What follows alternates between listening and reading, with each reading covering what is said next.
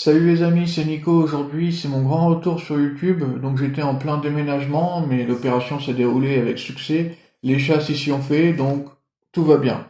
Mais aujourd'hui, trêve de bavardage, on va parler de comment ne plus procrastiner en 9 points. Alors tout d'abord, comment définir la procrastination? C'est tout simplement le fait de remettre au lendemain ce qu'on pourrait faire aujourd'hui, tout simplement. Alors numéro un, demandez-vous si cet objectif est toujours important pour vous. Si vous avez juste pas envie, ça peut vouloir dire quelque chose, évidemment. Il faut pas se forcer et voilà, se taper la tête contre le mur et se dire mais j'y arrive pas. Et si vous m'emmenez pas avec lui, je m'éclate la tête contre ce mur. Arrête tes bêtises, Quentin. Je me force pourtant mais j'y arrive pas. Bah oui, mais si vous êtes plus connecté émotionnellement à ce truc-là, ça vaut pas le coup de continuer. Des fois, vaut mieux relancer un nouveau truc ou revisiter, revoir d'une manière différente, mais si ça vous motive pas, ça peut vouloir dire quelque chose, évidemment. En numéro 2, établir un objectif clair et précis. Donc ça évite de se trouver des excuses. C'est-à-dire, si vous voulez par exemple publier un livre, vous voulez vendre, je sais pas, 357 copies chez Pocket, ça c'est un objectif clair, net et précis. Bon, c'est vrai que c'est très précis, hein. Mais si c'est ce que vous voulez, c'est très bien. C'est votre choix. Comme dirait Evelyne Thomas, c'est mon choix. En numéro 3, la deadline et le jour 1. Jour 1, rien à voir avec la chanson de Douane. Le jour 1, celui qu'on retient. Une date butoir et une date de départ. Parce on pense souvent à la date butoir. C'est vrai, on se dit, bon, bah allez, pour la fin de l'année, j'aurais fait ça. Mais on pense jamais au jour 1, en fait. C'est-à-dire que, voilà, je vais prendre un exemple. Alors, c'est un de mes grands-pères qui fait toujours cette blague. Il dit, bon, bah moi, je fais de la musculation. Alors, tout le monde se dit, ah ouais, t'as commencé à faire de la musculation? Il dit, oui, oui, mais je commence demain. Il est content. Il a fait ça de l'acte de nerf, il est content. Le truc est là, c'est-à-dire qu'il faut définir un jour 1, sinon bah ça compte pas. Et surtout, ça évite de se laisser porter par la vie comme un bébé dans son siège auto, tout simplement. En numéro 4, la technique du Kaizen ou des petits pas, ou la technique de l'effet cumulé. C'est-à-dire, y aller petit à petit, découper votre objectif en plusieurs parts. Par exemple, vous faites une omelette, vous la découpez en 365. Si vous voyez ça sous forme de 365 petites actions, c'est-à-dire une action par jour à raison d'une heure par jour, c'est sûr que ça change tout. Comment mange-t-on un éléphant? Par petites bouchées. Bon, bah, j'espère que j'aurai pas à le faire un jour, mais si je dois le faire, c'est comme ça que je m'y prendrai. En numéro 5, avoir un planning et une to-do list. Alors, on parle d'organisation sur cette chaîne, on va quand même parler d'organisation dans cette vidéo, quand même. Mais un planning, ça veut dire quoi? C'est par exemple un agenda, un calendrier mural, ou tout simplement un Google Agenda.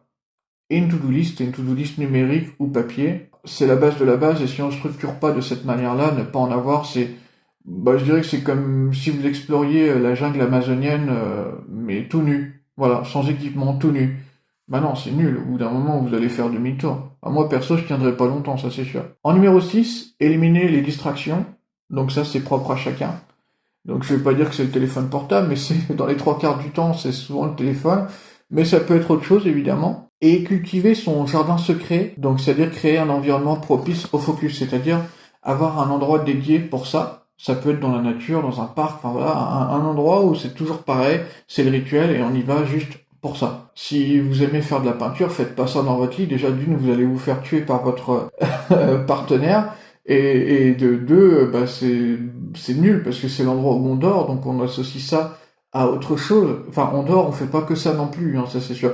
Donc on associe ça à d'autres choses que les projets, évidemment. Et puis ça permet aussi de déconnecter une fois qu'on est dans cette pièce qui est dédiée à la relaxation et au sommeil.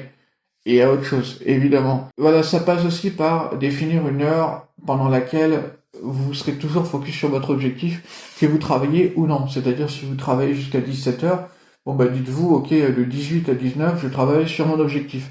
Comme ça vous permet sur votre jour de repos de travailler sur vos objectifs, ainsi que sur vos jours de travail de la même manière. C'est-à-dire que notre cerveau enregistre très bien les routines.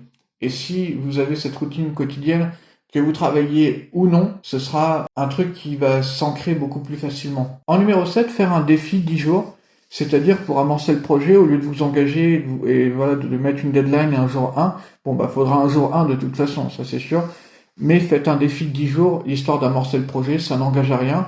10 jours satisfaits ou remboursés. En numéro 8, la règle des 5 secondes. Si par exemple, on a défini à 18 heures tous les jours, je travaille sur mon objectif, 5 secondes, c'est suffisant pour se trouver une excuse et se mentir à soi-même. Par exemple, oh, c'est peut-être pas pour moi cet objectif, je vais peut-être pas y arriver.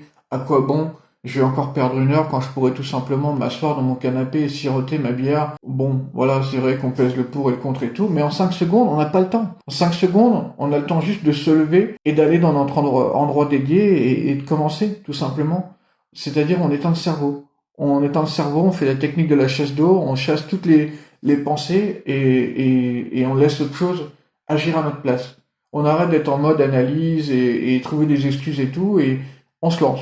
Tout simplement. C'est ça la technique des 5 secondes. Et en numéro 9, la technique du Pomodoro. Le Pomodoro, c'est quoi? C'est un espèce de... C'est comme une tomate, en fait. Bon, ça peut être autre chose, évidemment, mais c'est comme un minuteur de cuisine avec les œufs, là. Je vais vous mettre une photo. Ça nous permet de lancer un chrono et d'être focus pendant un certain temps. C'est-à-dire, si vous définissez sur 10 minutes, vous le posez sur votre bureau, si vous faites un projet sur l'ordi, par exemple, et ça vous permet d'être focus pendant 10 minutes et de savoir que, tac, c'est bon, c'est fini. Ça peut être pas mal si vous voulez vous concentrer et travailler sur votre discipline et faire en sorte que voilà vous soyez dans la zone magique, la zone du flow, la zone du focus. Donc mettez votre Pomodoro, voyez combien de temps vous durez et voilà, c'est toujours ça de gagner. Bon voilà, c'était Nico, on se retrouve mercredi prochain 16h30 pour une nouvelle vidéo. Salut!